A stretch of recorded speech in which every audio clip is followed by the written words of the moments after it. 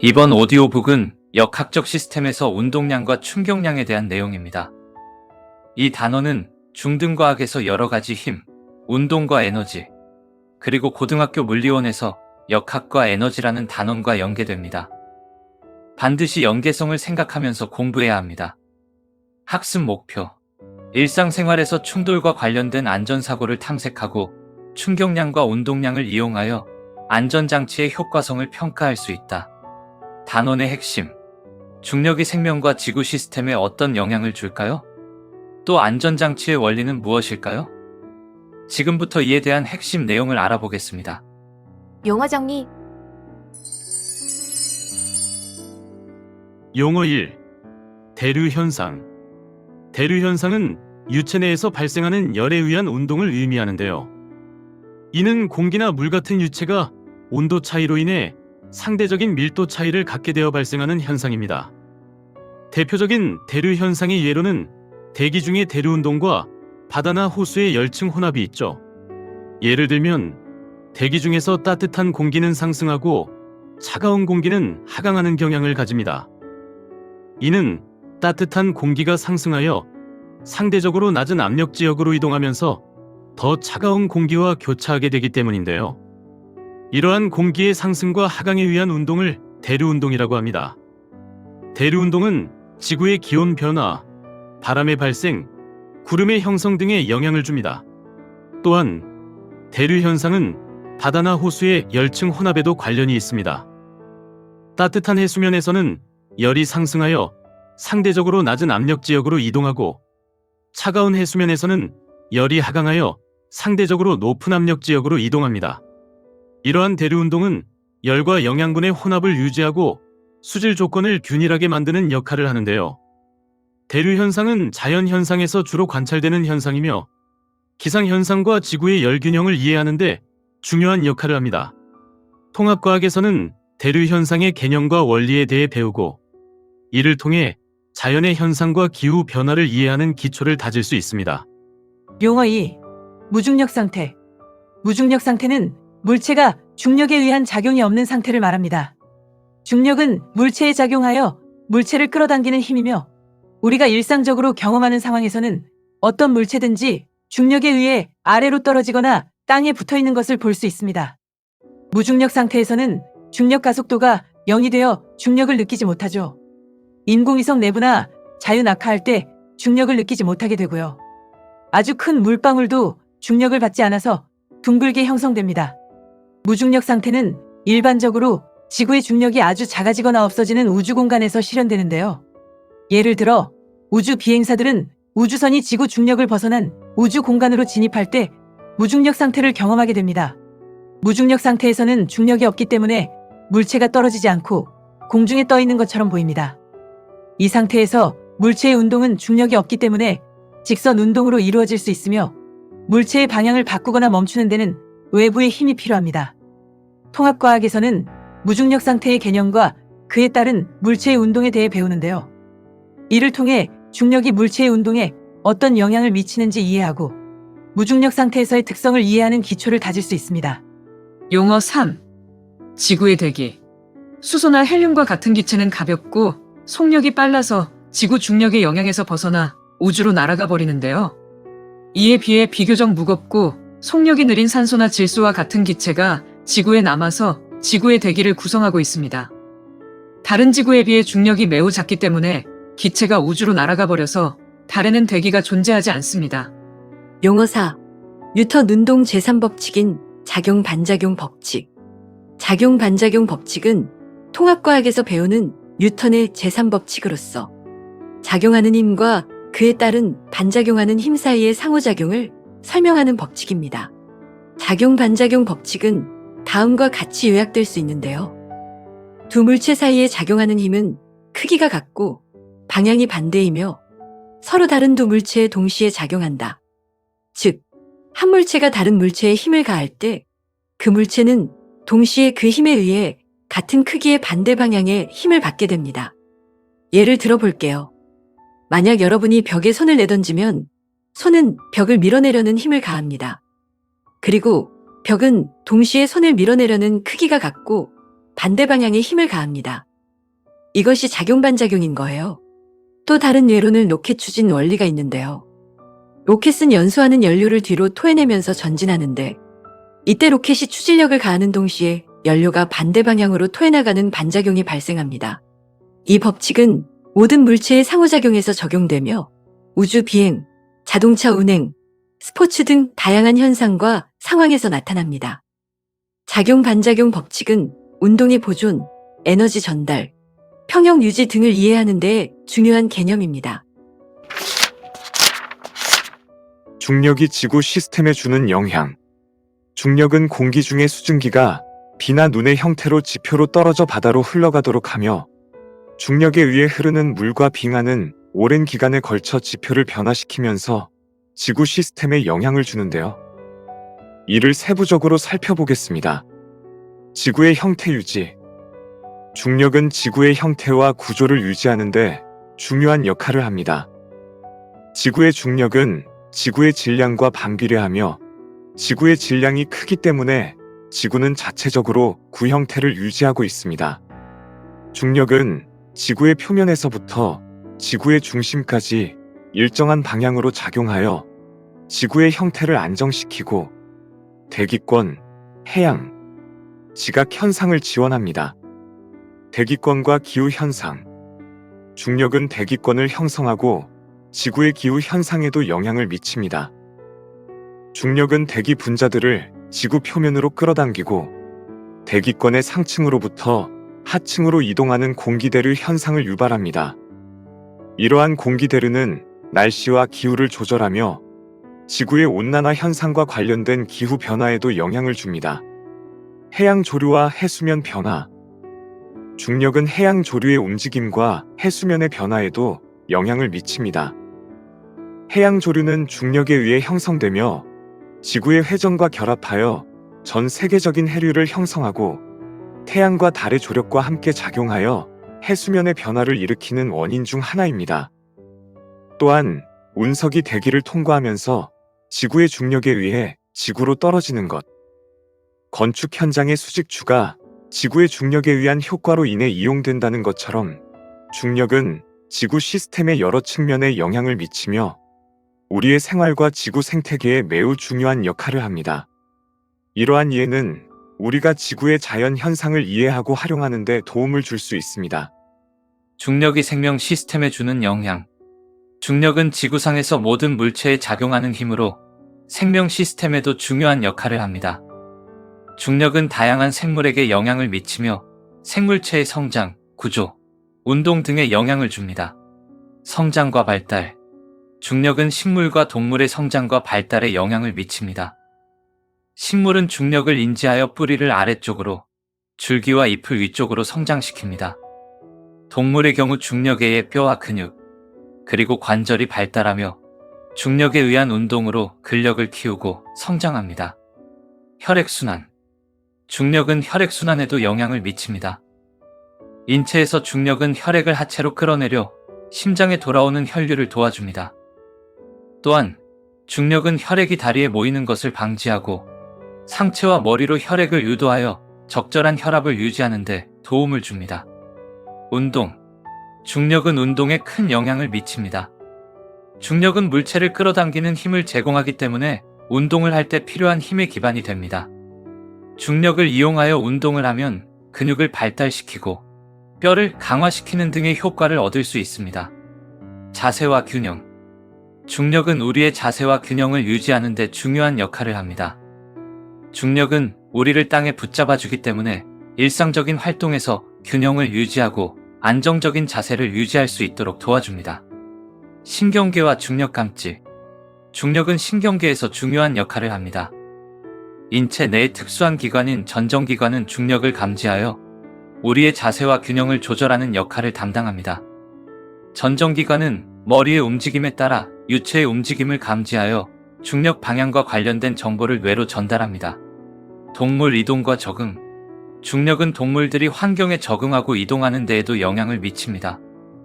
동물들은 중력에 의존하여 더 높거나 더 낮은 위치로 이동하거나 벽을 오르거나 뛰어넘는 등의 행동을 수행합니다. 또한 중력은 동물들이 먹이를 찾거나 서식지를 선택하는 데에도 영향을 미칩니다. 생물시계. 일부 동식물은 중력을 이용하여 생물시계를 조절합니다. 중력에 노출되는 시간의 변화로 인해 일상적인 생리적 활동을 조절하고 체내의 시간을 맞추는 기능을 가지고 있습니다. 이를 통해 생물체는 주기적인 활동, 번식과 휴식을 조절할 수 있습니다. 이처럼 중력은 생명체의 다양한 기능과 행동에 영향을 미치는 중요한 역할을 합니다. 통합과학에서는 중력이 생명체의 생리적인 측면에서 어떻게 작용하는지 이해하고 중력이 생명체의 존속과 적응에 어떤 역할을 하는지 알아가는 것이 중요합니다. 관성.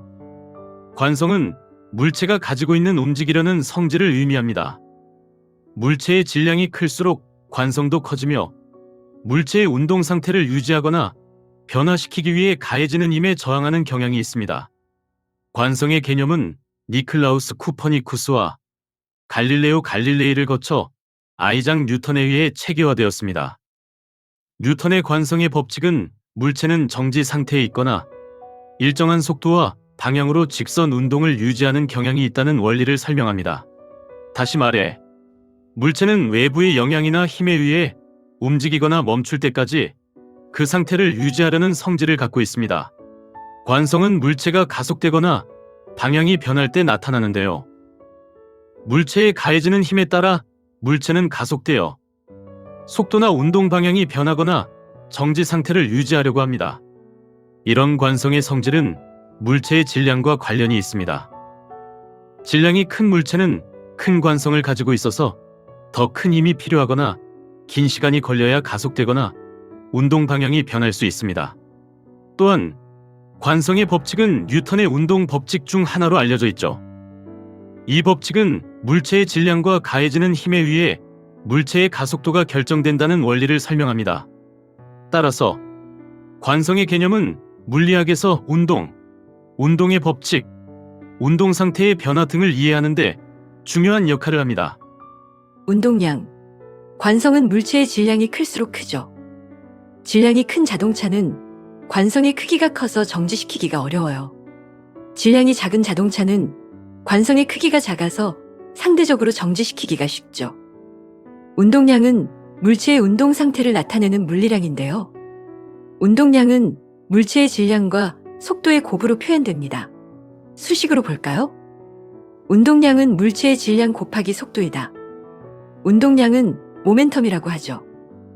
물체의 질량과 속도를 곱한 값으로 벡터량이며 단위로 kgm/s를 사용합니다. 운동량은 벡터량이기 때문에 물체의 질량과 속력, 그리고 운동 방향까지도 나타낼 수 있어요. 물체가 여러 개로 이루어져 있을 경우에는 각각의 물체의 운동량의 벡터합으로 나타내죠. 선생님 갑자기 현기증이 납니다. 정신을 차려보세요. 제가 조금 더 쉽게 설명해 드릴게요. 운동량의 보존 법칙은 뉴턴의 운동 법칙 중에서도 중요한 개념이에요. 이 법칙은 닫힌 시스템에서 물체의 총 운동량은 변하지 않는다는 원리를 나타냅니다. 즉, 외부 힘이 작용하지 않는 한 물체의 총 운동량은 일정하게 유지되는 거예요. 운동량은 다양한 상황에서 유용하게 활용되는데요. 예를 들어, 두 물체가 충돌할 때 운동량의 보존 법칙을 이용하여 충돌 전후의 운동량을 계산할 수 있습니다. 그리고 운동량은 운동 에너지와 밀접한 관련이 있으며 운동량의 변화는 물체의 가속도와 관련이 있습니다. 충격량. 충격량은 두 물체가 충돌했을 때 발생하는 충돌의 세기를 나타내는 물리량입니다. 충격량은 운동량 변화의 크기를 의미하며 충돌 전후의 운동량 차이로 표현됩니다. 충격량은 다음과 같은 수식으로 계산될 수 있는데요. I는 F 곱하기 T이다. 여기서 I는 충격량이고요. F는 힘을 나타내고 T는 힘을 받는 시간입니다. 그럼 저는 이만 가보겠습니다. 가지 마세요. 그럼 조금 더 쉽게 설명해 드릴게요. 물체가 충돌할 때는 힘을 주고 받으면서 충격을 받게 되죠. 이때 물체에 작용한 힘이 크고 힘을 작용한 시간이 길수록 더 큰 충격을 받게 됩니다. 여기서 힘의 크기와 힘이 작용한 시간을 곱한 값을 충격량이라고 해요. 이번엔 물체가 운동하다가 충격량을 받아서 멈춘 경우를 생각해보죠. 물체가 가진 운동량이 클수록 지면에서 받는 충격량이 더 커야 정지할 수 있어요. 이것은 운동량의 변화량이 물체가 받는 충격량과 같기 때문이죠. 충격량은 운동의 변화량을 뜻합니다. 물체가 충돌해서 깨지거나 사람이 충돌로 인해 다칠 때 큰 힘을 받을수록 물체는 쉽게 깨지고 사람은 크게 다치게 되죠. 물체나 사람이 충돌할 때 받는 힘은 충격량을 시간으로 나눈 거예요. 서로 다른 위치에 존재하던 두 물체가 운동의 변화로 인해 공간적으로 만나서 충돌한 거잖아요. 서로 힘을 받았으니까 운동의 크기나 방향이 변하는 거죠. 이렇게 충돌하는 시간 동안 각 물체가 받는 힘의 총량을 충격량이라고 합니다. 충돌할 때 각 물체가 받는 힘과 충돌하는 시간에 비례하는데요. 정리하면 충격량 I는 질량 m 곱하기 변이이다. 이 수식에서 질량과 변이가 무엇인지 보겠습니다. 먼저 질량은 충돌하는 물체의 질량을 나타냅니다. 질량은 물체의 무게나 물체에 내재된 물질의 양을 나타내는데요. 일반적으로 킬로그램 단위로 표시됩니다. 충돌하는 두 물체의 질량을 곱하여 충격량을 계산하죠. 변이는 델타 V라고 표기하는데요. 충돌 전의 속도와 충돌 후의 속도의 차이로 정의됩니다. 속도의 단위는 미터/세크이며 속도 차이가 클수록 충돌이 격렬하고 큰 충격량이 생성됩니다. 힘과 힘이 작용한 시간을 곱한 벡터량, 역적이라고도 하고요. 힘이 시간에 따라 변화할 때는 적분인 거예요. 충돌할 때 물체의 질량과 속도 변화에 따라 충격량이 결정되기 때문에 충격량을 적절히 조절하는 것은 충돌 결과를 예측하고 설계하는데 중요합니다. 또한 충격량은 에너지 변화와도 관련이 있으며 충돌 에너지의 변화량을 측정하는데 사용될 수도 있습니다. 충격량은 충돌 현상을 이해하고 분석하는데 중요한 개념이며 자동차 안전 시스템, 스포츠 용품 설계, 공학적인 충돌 실험 등 다양한 분야에서 응용됩니다. 충돌 시 물체의 움직임을 예측하고 효과적인 대책을 수립하기 위해 충격량을 고려하는 것이 중요합니다. 운동량과 충격량의 관계. 야구 방망이로 야구공을 치면 야구공의 속도가 변하기 때문에 운동량 또한 변하게 됩니다. 이처럼 물체에 충격을 가하면 운동량이 변하는 거죠. 물체에 충격을 가하는 과정에서 물체에 가한 힘이 클수록 힘을 가한 시간이 길수록 물체의 속도가 크게 변하기 때문에 물체의 운동량도 크게 변합니다. 다시 말해 물체의 운동량 변화량은 물체에 가한 충격량과 같은 거죠. 중요하니 한 번 더 말씀드렸습니다. 힘이 일정하면 힘을 받는 시간이 길수록 충격량의 크기가 큰데요. 예를 들어 야구에서 공을 더 멀리 보내려면 방망이를 더욱 길게 휘둘러야 하죠. 골프도 마찬가지예요. 대포를 쏠 때도 포신이 길어야 포탄이 더 멀리까지 날아가게 됩니다. 충격량이 같으면 힘을 받는 시간이 길수록 작용하는 힘의 크기가 작은데요. 에어백이라든지 글러브 같은 것들도 충격을 줄일 수 있죠. 충돌할 때 작용 반작용 간의 관계에 대해 정리해보죠. 책에는 수식이 가득한데요. 그걸 보면 그냥 책을 덮고 싶을 수도 있으니까 저는 그냥 말로 풀어서 설명해 드릴게요. 충돌과 작용 반작용은 뉴턴의 작용 반작용 법칙에 의해 밀접하게 연관되어 있습니다. 이 법칙은 모든 작용에는 반드시 동등한 크기의 반작용이 존재하며 그 방향은 서로 반대라는 원리를 말합니다. 충돌은 물체 간에 상호작용하며 발생하는 충격이나 충격과 같은 현상을 의미합니다. 충돌 시에는 각 물체가 서로에게 힘을 가하게 되는데 이때 작용과 반작용의 법칙이 적용됩니다. 충돌하는 물체 중 하나가 다른 물체에 힘을 가하면 그 반대 방향으로 동등한 크기의 반작용 힘이 발생합니다. 즉, 한 물체가 다른 물체에 힘을 가하면 다른 물체도 같은 크기의 힘을 첫 번째 물체에 가합니다. 이렇게 작용과 반작용의 힘이 서로 상쇄되지 않고 발생하는 것을 말합니다. 예를 들어 충돌하는 두 개의 공이 있다고 가정해 봅시다. 하나의 공이 다른 공에 충돌하여 힘을 가하면 충돌한 공은 그와 동등한 크기의 반대 방향 힘을 첫 번째 공에게 전달합니다. 이러한 반작용 힘으로 인해 물체들은 서로에게 영향을 주고받으며 운동 상태가 변화하게 됩니다. 작용 반작용 법칙은 우리가 일상에서 흔히 경험하는 현상들에도 적용됩니다. 예를 들어 수영할 때 팔로 물을 미는 동작을 하면 물도 반대 방향으로 동등한 크기의 힘을 팔에 가하게 됩니다. 이로 인해 우리는 수영할 수 있게 됩니다. 따라서 충돌과 작용 반작용은 운동과 상호작용하는 물체들 간의 관계를 이해하는데 중요한 개념이며 물리학에서는 이를 통해 다양한 현상과 운동을 설명하고 예측할 수 있습니다. 충격을 줄이기 위한 방법. 달걀이 접시 위에 떨어지면 깨지지만 방석 위에 떨어지면 깨지지 않죠. 그 이유는 동일한 충격량이 가해지더라도 힘을 받는 시간이 길어지면 달걀에 작용하는 힘의 크기가 작아지기 때문인데요. 이와 비슷한 사례들을 주변에서 많이 볼 수 있습니다. 택배 상자 안에 비닐 뽁뽁이 많이 보셨죠? 물건을 보호하기 위해 넣은 포장재도 충격을 흡수해주는 장치인 거예요. 운동기구의 안전장치인 헬멧이나 글러브라든지 운송장치인 고무 타이어나 압축 공기를 이용한 안장, 자동차 범퍼, 배에 매달아둔 타이어 같은 것도 마찬가지죠.